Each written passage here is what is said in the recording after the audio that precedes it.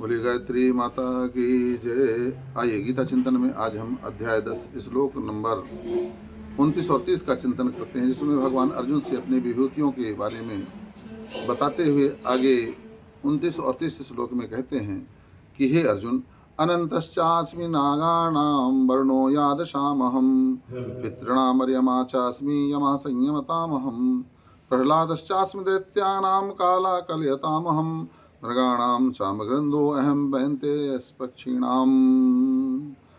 हे अर्जुन, मैं नागों में शेष नाग हूँ, जलचरों का अधिपति वरुण देवता मैं हूँ, ये भगवान का कथन है।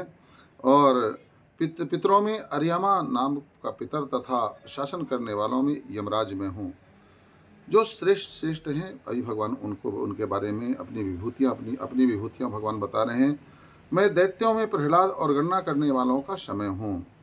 और तथा अब देखो, दैत्यों में प्रहलाद, जो जिसमें श्रेष्ठ है उसको अभी भगवान श्रेष्ठ बता रहे हैं। दैत्य राक्षस ही हैं, मगर उनमें भी कोई अगर प्रहलाद जैसा पैदा हो जाए तो ये भगवान का ही स्वरूप है।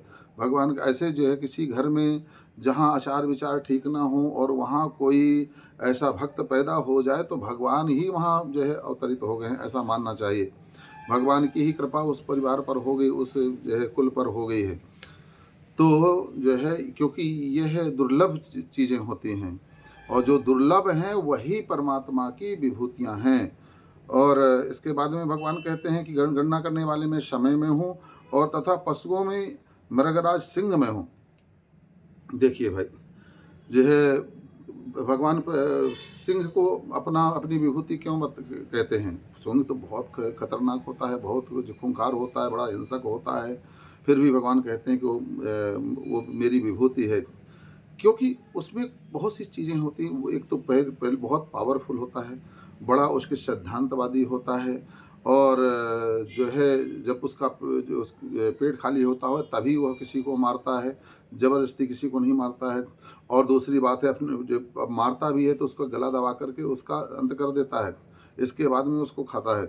अन्य दूसरे जानवर होते हैं, जीते जी ही व्यक्ति को नोचना शुरू कर देते हैं, मतलब जीवों को नोचना शुरू कर देते हैं, मगर वह ऐसा नहीं करता है।